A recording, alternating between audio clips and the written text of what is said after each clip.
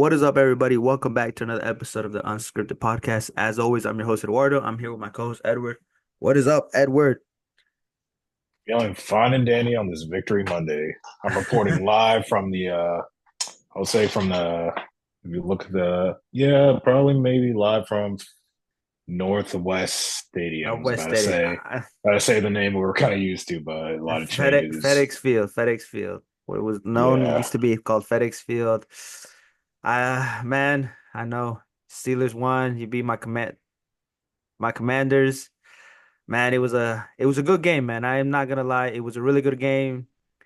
Both teams played well. But let's just jump right into it. The Steelers came to DC and played against the Commanders. Um, what is your thoughts on this game? Steelers won 28 to 27. A lot happened in this game. Like I said, both teams played really well, and we were talking while this game was going on, and I kept on saying like this game could go either way. Um, and it really depended on which defense was really going to step up and make a big play. Because both offenses were doing pretty well. But what is your thoughts on this game? when you said the Steelers came to DC, but also did also the Steeler fans too. The Yeah, so Steelers social media kind of let them know. But it was a lot of like you said, Steelers fans travel. It was a lot of Steelers fans. Um, now, like I said, the social media I guess they were supposed to have red towels or burgundy towels. Yeah, I didn't see any. I saw a lot of terrible towels. Like I said, often imitated, never duplicated. The yeah. Steelers So social kind of let them know. But yeah, but just your thoughts on the game and I'll give the Commanders their props. They put up a good fight, and were you expecting them to do this? Were you expecting this game to be that close? I don't know about close, but truthfully, with what we were seeing with Washington and like as you said, we're both in the DMV, so truthfully, they are building something special. I'll give them that, and there's a lot of promise, and their future is definitely bright. I'll give them that, Mhm. but uh, I really didn't know how this game was going to go. Mhm. There was like a lot going on. Both offenses were producing well. Both defenses were pretty playing pretty well too. Mhm.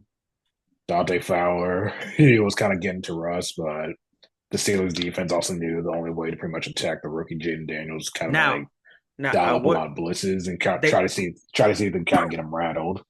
they did neutralize. They did take care of TJ Watt.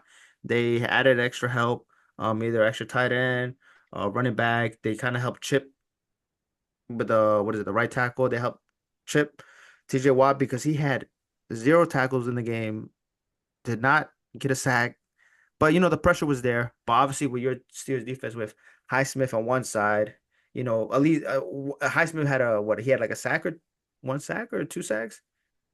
I think Uh, he had like a sack, but he was more going on that. It was on the left side where he was getting more pressure on Jaden Daniels. The Steelers really, the defense is what the defense is really big good. But I would say Jaden Daniels did a really good job not panicking, and he has done a good job these past this season of take care of the football. He did not turn over the ball. He was very smart. mhm, Even when you guys were sending pressure, like he was very calm and cool. He would just go step back and then would just get mhm. rid of the ball. Unlike Caleb in Chicago, where he's just like, he panics but we'll get to that later. But Jaden Dan has done a really good job protecting the football, and Mhm. like I said, you guys completed third downs 17 to 16. Washington had 15-14. Steelers had 21 first downs. We had 19 first downs. But it was a lot of Yeah, penalties too. A lot of yeah. penalties in this game. Alex Highsmith, he actually played. It was a pretty clean game. He did not get any sacks on Jaden Daniels, but newly acquired Preston Smith made a play, and old man Captain Cam, he got two sacks on Jaden Daniels. But Now, other than that, I would say there was a holding.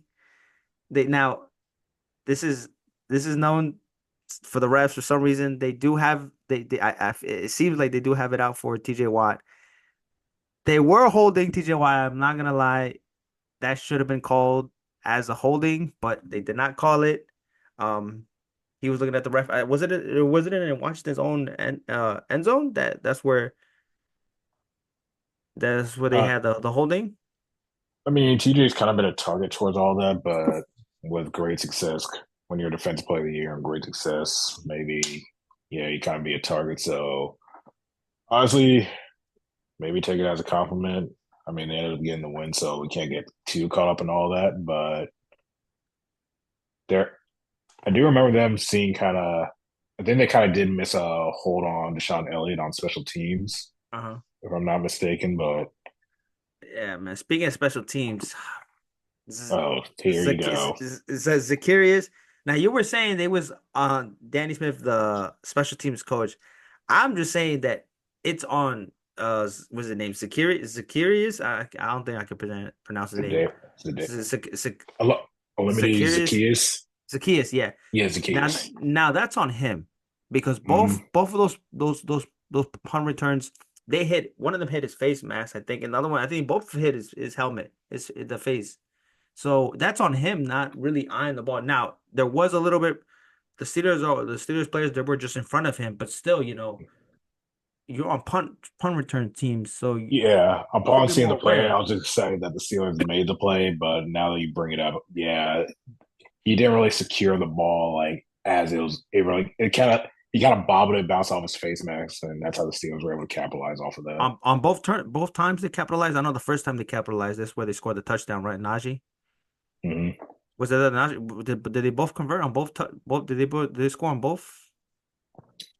I don't necessarily remember. It's just once you once you brought up special teams, I thought you were going to bring up our gaff in the in the first quarter. That was Oh kind of yeah. Sorry, that I was completely kind forgot about that. that was a little It's brain fart very on our part. it's very Steeler like to make those type of plays, especially on their own side.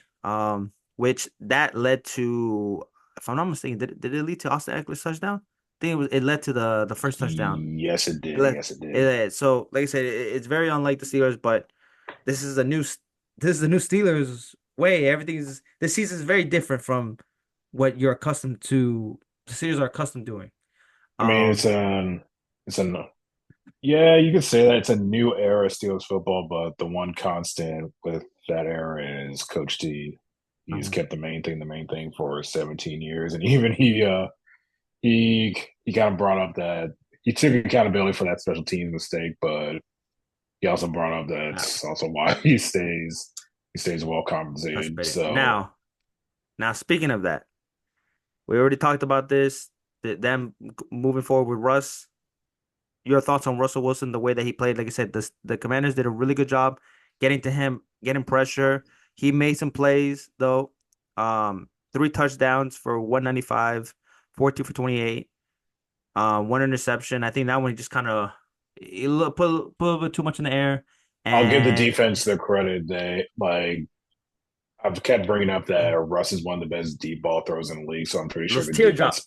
teardrop throws, those You can call teardrop them throws. moon ball. You can call them Yeah, moon one ball. balls.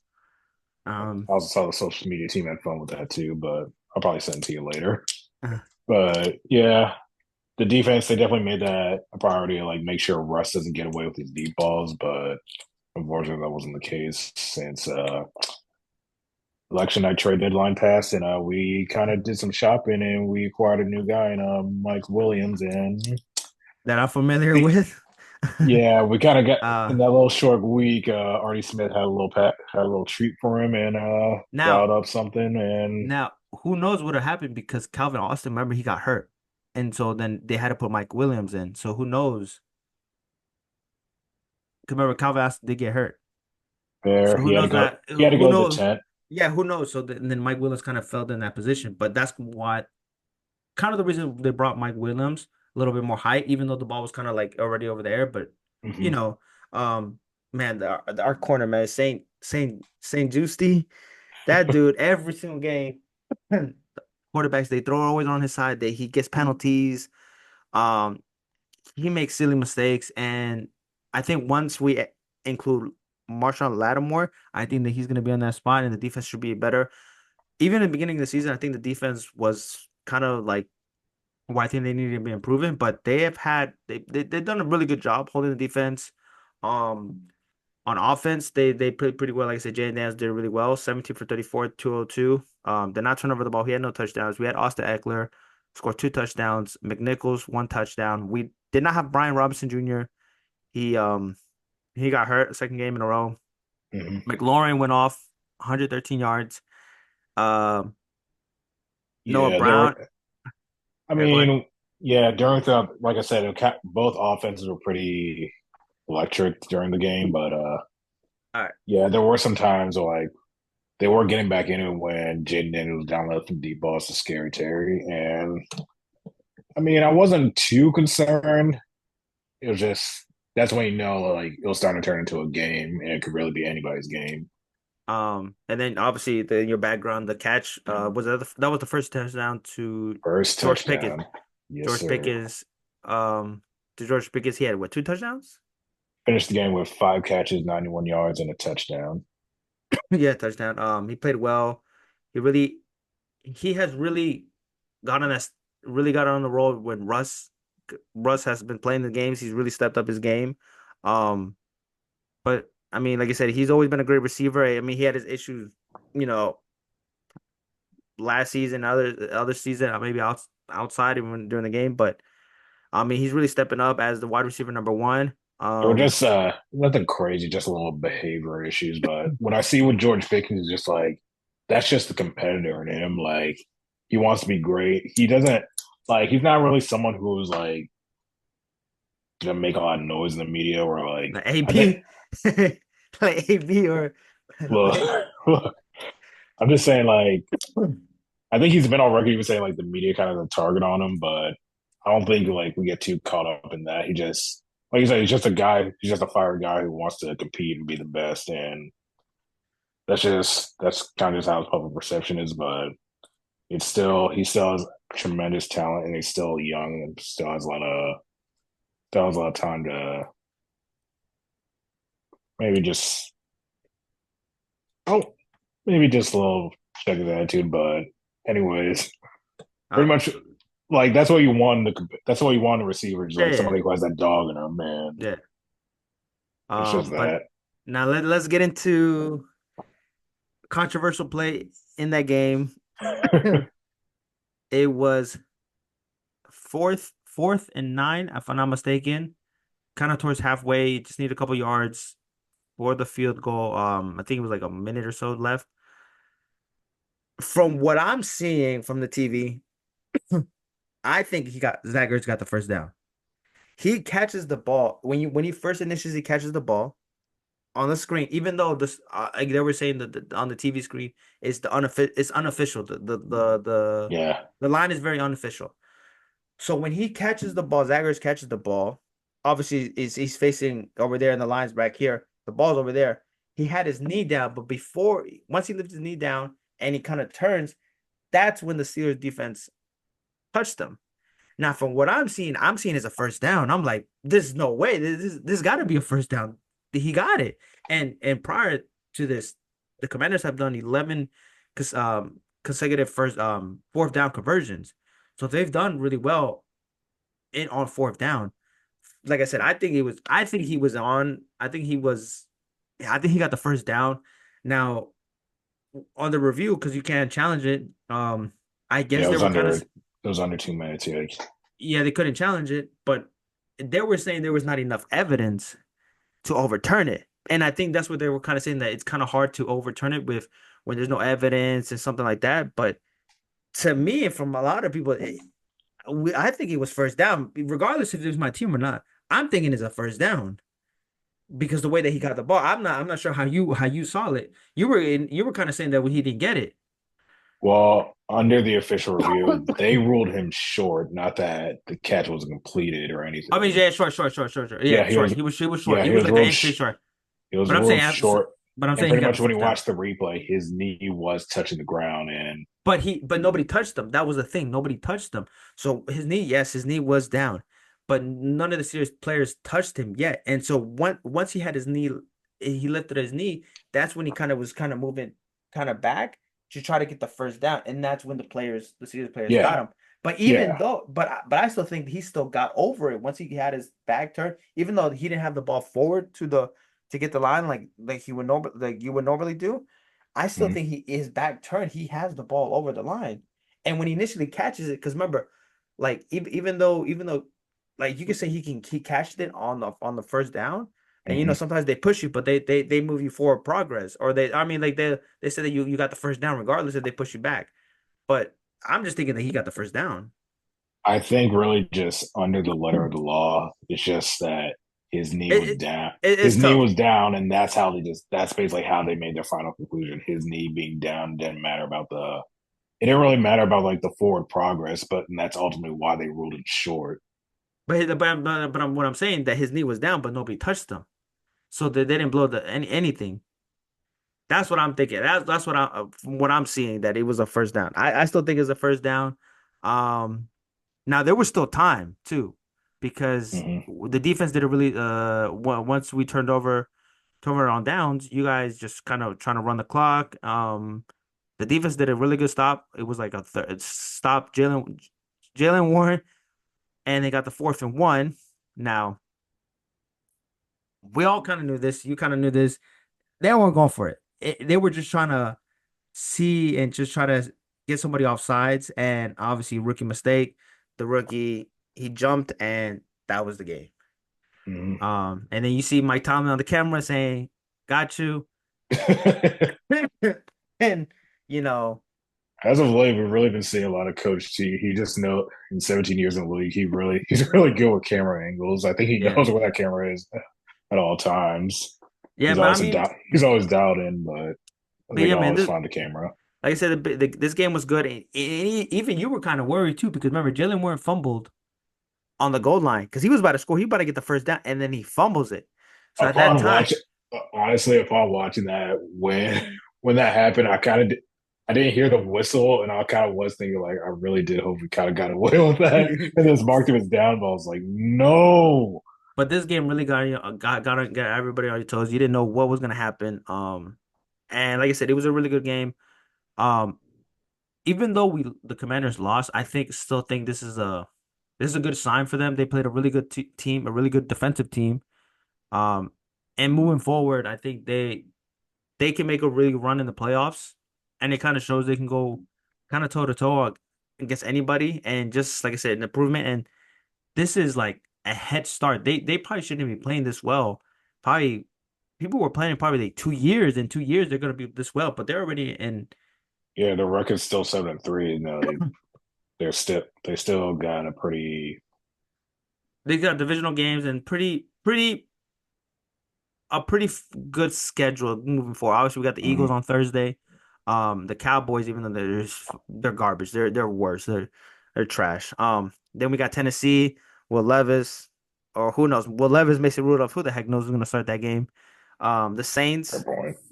they won, but they're pretty bad. Eagles at home, that should be a really good game.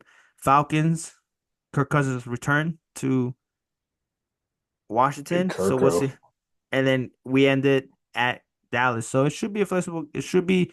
We should win some games. I could see 10 games, 11 game season, but we'll see. You guys, on the other hand, you guys got divisional games coming up, big divisional Hmm. games. Our Like I next said, opponent, we already know what type of time we're on. it is Next the opponent, Ravens at coming to home our though. house. But now this is the biggest. Now this is where the games get tougher. You're pretty flexible stretch of games where that 8-2 you're good, but now this is where the gritty games come in, the games that you must have, divisional games, and then obviously you guys have the Chiefs still, the Browns, the Bengals, pretty much everybody divisional except for the Eagles and Chiefs. So all pretty good teams, really solid teams. It's a tough stretch, but from what I'm seeing, the offense played really good. The defense is always going to be there. But yeah, man, we'll see. Really, really makes you think. I wonder if that game could get flexed to prime time. Is there anybody? I don't know if the No, Sunday. I don't know no, if that no, Sunday night. I don't know if no. that So Sunday night football game is really going to be watched. Maybe like a rivalry game it would was be the flexed. best. It was already flexed. That's the thing. They flexed that game. The Bengals and Chargers, they flexed it. Because remember, because initially it was gonna be the Colts and Jets, and the Jets are that organization is trash. They're very I cursed, don't, and I don't want to it's call them something. trash. It's just like this Jets team this year. It's just a disappointment. What's happened. And there's a lot of bad football teams this season. Man, the Jets, the Aaron Rodgers. I think the whole thing is just like it's just not going well. He just coming back from his Achilles, 40 years old. There was a lot of hope for this team, but I just don't see this moving forward. And who the heck knows? And Devontae, he could probably leave next year. Aaron Rodgers, who knows if he's gonna stay or not. But like I said, there is a lot of bad teams. Speaking of bad teams, let's talk about the Cowboys. Now, like I said, we always talk about the Cowboys. People talk about the Cowboys because, they're just the Cowboys, regardless if they're good or bad. But we're speaking because they are god awful, and you can kind of see it in the locker room. Michael They're, Parsons. they're 3-6. The season's pretty much over. They couldn't even score a touchdown. They couldn't get in the end zone against the Eagles, Now, their division now rival. it's better that they're trash now because you know they start winning games. 12 game season. They're in the playoffs. Get their fans hope. It's might as well just kill the dreams right now because you can kind of see in the stadium that the fans are just done. Um, but like I said, after the game, the reporters asked something to Michael Parsons. He said, Mike coaches again next year. Mike can leave and go wherever he wants. You want to win games and do great things with those type of players. I think he was talking about Zach Martin, certain players that have been there for a while, and he wants to win a championship for them. Um, types of players, types of legends who put in more time and work than Mike McCarthy ever did. Basically, saying Mike McCarthy's doesn't do shit, doesn't work hard and just sits on his fat ass. That the way that he says it, and it's his words, maybe not his intent, Mhm. but the way that he says it after the game, it doesn't look good for him. And now and after he put it on Twitter, um, I'm gonna have my podcast. I'm gonna say all the truth, kind of promoting like you're on promo podcast, so you're gonna have to watch my podcast so I can tell you something. I mean, Like, I hear what you're saying about intent, but also I just thought it was hilarious how like he just passively aggressively dissed his coach, and I don't think he even knew he did it while he was saying that. well, I mean, when you say when you say players, your players are doing more work than the coach, the head coach, then you're pretty much saying the coach doesn't do anything. Those are the words that you're literally saying that the coach doesn't do anything. I That the players, mean, I don't know if he's even put out the clip yet, but it was a point of conversation thinking that like, yeah, the media's probably like twist or like overreact to what I said, or like I didn't mean to say it like that. Like we already know that's gonna come. But but how? What would he say? Obviously, he wants to win for certain guys, certain legends of the Cowboys, but like you got to be better with words. And then he's on his podcast and speaking like I feel like some of these players are just done. They're done with the season. They're over it. They're over it. They're all over. And it's gonna get worse because they don't have any cap space. I They use all mean, the money. yeah, losing will do that. Like consecutive losing will do that, and they just know. There's a lot of head coaches. And then Mark McCarthy's on his last deal. What happens? They bring Bill Belichick. I mean, no one's really expecting him to come back. The fan base is fed up. Truthfully, Well, like who if would want you to go there? like if Jerry makes a decision for him to come back, the fan base they're gonna want Jerry's head. I think they have more hate towards Jerry than they do Mike McCarthy right now. And then you got CD saying that he can't see the damn thing because the sun is getting right to his eyes. And then you got Jerry Jones saying that, what do you want me to do? Tear down the whole stadium? So it just a lot of something's going in Dallas, something's going wrong, and it's just not looking good. And this is the worst season, the worst team they've ever had, and it shows. Who I knows? mean, I mean, it's currently November 11th. Christmas is nowhere near here yet, but the Cowboy, just watching the Cowboys be miserable is just every football fan's. It's just Now like the best gift football fans could ever have. that's true, but it's just they're god awful. It's not the fact that they did the fact that they didn't even play well or have the high hopes for fans. And it's even better when they have the fans have so much high hopes and so much hope for them, and then I don't know, they just let them down. Now it's just like we're just gonna let you down from the beginning, and who knows what happens because that is gonna be season-ending surgery. Who's gonna start? Cooper Rush or Trey Trey Lance? Lance. Trey Lance, fans kind of wanted Trey Lance. They were kind of booing when he came in and then he had to get out. Um, so man, we'll see what happens. Another coaching possibly fire are the Chicago Bears and Matt Eberflus. Um, Yeah, they Matt they lost Eberflus. they lost against the Patriots. Now, it was a third overall pick versus the first overall pick. The Bears they're just god awful. They're awful, and they had a lot of hype this season because skills wise, they were saying this is the best team they had skills wise They had offensively. two. They had two picks taken in the top five of the draft, Yeah, and they use that with Roma Dunze. Um, and Caleb Williams. yeah, and then the defense was already good. They have Keenan Allen, DJ Moore, Roma Dunze, Cole Komet, DeAndre Swift, Roshan Johnson, and then they got Zach Moss from the trade. They got rid of Khalil Herbert and and that. But man, Caleb Williams does not look good, man. He was the first overall pick. That and they were saying he was going to a better situation.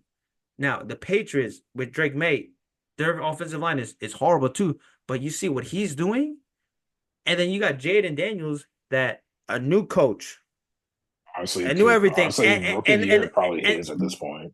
but it was like they were saying that the Kalen was had a was in a better situation, and Jaden Daniels in Washington, it was horrible there. You know how many times the offensive line got to Sam Howell last season and the other seasons, like I it's just mean, different in let's just. the I mean, transition. yeah, let's just take like a little trip back in time because, like before the draft, the Commanders they got Cliff Kingsbury who worked with Caleb Williams at USC, which had Mhm. Commanders fans thinking, oh, they're probably going to get that.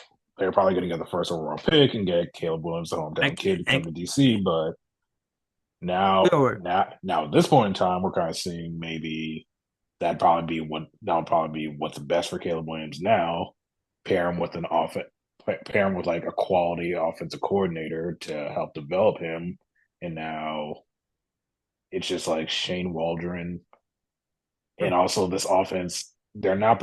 How many games have they gone without a touchdown they went now? 23 drive, I think, consecutive drives without touch, or 20. I don't know what they had. They did not have a touchdown at all.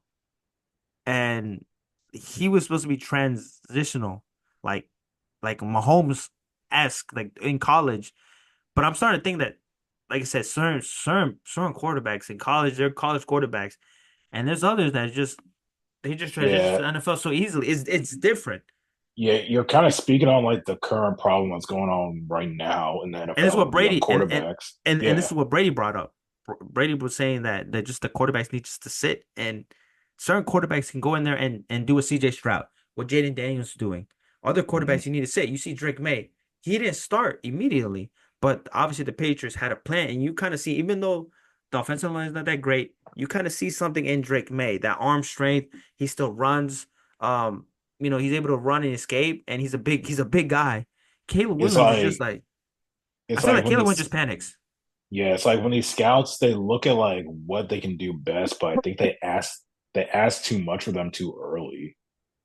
Yeah. And it's I just mean, like when you put that combo together, like you're kind of getting a recipe for failure, and like it's kind of like a learning curve. Like this is college and this is the pros. Like yeah, it's you're not a different. kid Faster anymore. pace, This is like faster. And yeah, and in college, like, to be honest, some of the players are not that great, obviously. And remember, most of the quarterbacks, they're under shotgun. They're not under center.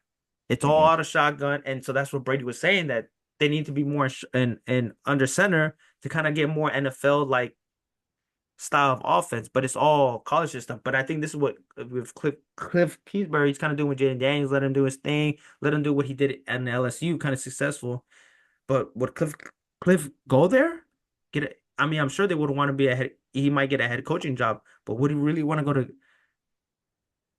I to the mean, Bears? And he might as well just stay as offensive coordinator. And obviously we don't want him to leave, but he, I mean he's in a good and that's less wishful stress, thinking. less stress. Because remember, in Arizona with Kyler, it was a disaster there. It was good in the beginning, and then it just became a disaster down there. Yeah, that's wishful thinking, but I think, He got paid too already too. So mhm. But like, what would just be best for Caleb is to pair him with an offensive mind, a better offensive coordinator who gets an understanding of what he can do best, and then sort of then like structure the offense around that. Because I mean, say what you want, that's kind of what Mike McDaniel's did with Tua, and even like he didn't have a great rookie season, but after after moving on from Brian Flores to Mike McDaniel's, that offense was just explosive, and then we saw, yeah. and ultimately Um. that season was kind of like what that season's what got to his big contract. And now But who knows what's gonna happen with them. I'm assuming he might get. I don't think he's gonna get fired this week. I think he's gonna let it run out, and then probably next season if they lose, he's probably gonna get fired. I don't expect both those guys to be back next Um. season. Yeah. But yeah, man. Let's run down real quick. A lot of games that were decided by the kickers. The Chiefs were able to hold on the win, and they last minute block field goal. They got a win at home against the Broncos. Bo Nix is actually looking like a guy. Bo Nix looks good with a good coach. He's looking like a guy 22 for 30, 215, two touchdowns. But it's that experience that he had in college. What is he like, 26, 25 years old? So he was in college for a long time, but he's looking like a guy down there. Um, I think what more needs to be said is like the Chiefs are still freaking undefeated. Like it's just like, uh, how do they keep getting away with this? yeah, Like I'm sure it's the championship pedigree, but also like, my God, the luck for the defending champs. yeah. Another team was the Detroit Lions. Now I feel like for a championship team and a championship aspiration, you need certain games that just like you need that grit. And what does Dan Campbell always say? That grit. Mm-hmm. Certain games that you just need to find a way to win. They were down this game against Houston. Um, and they were down what? They were down 23-7 at the half. And then what, 23 to 20, 23 to 10 or 13? 23. They were down 10 The by the first third play, quarter.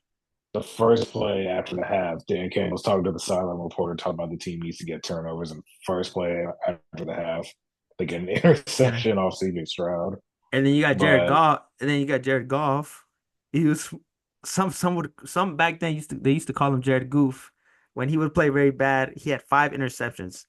Now some were some the Texans defense did come to play. I'll give him that. yeah, But Caesar Stroud had 2 interceptions, so we had a total of 7 interceptions in this game. Um, but yeah, man, the Lions won. That yeah, it was a those heavy. grit those gritty games, the grit where you really need it, and this game Mhm. kind of shows. I think the Lions can get to the Super Bowl, man. From what I'm seeing Yeah. in the Mhm. NFC, I think the best team right now in the NFC, and it's kind of showing. And they remember they did not have Zadarius Smith. They kind of gave him that bye week, even though he wanted to play. But man, they got the win, and they're 8-1 now. Yeah, because I think they lost their first game of the season, and then they just won. They've been winning seven straight. Yeah. But Um, yeah, hats off to Dan Campbell, who could be coach of the year too. He it's a could lot be a of coach of the year candidate too. honestly, there is a lot. There's Mike Tomlin, obviously with his situation that he had to move forward with. He decided to go with Russ and what he's doing. Obviously, there's Dan Campbell, um, and Washington head coach, um, Dan Quinn. Dan Quinn.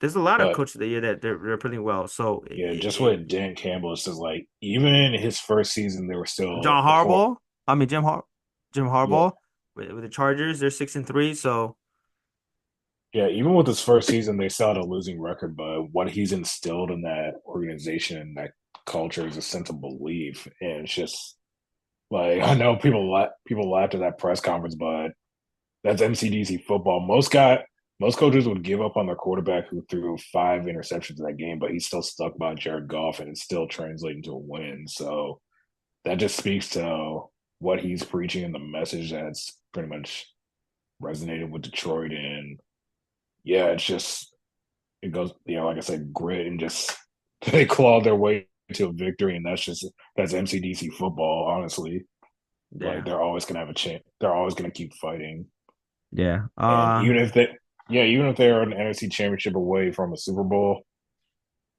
I still think they're a Super Bowl contender.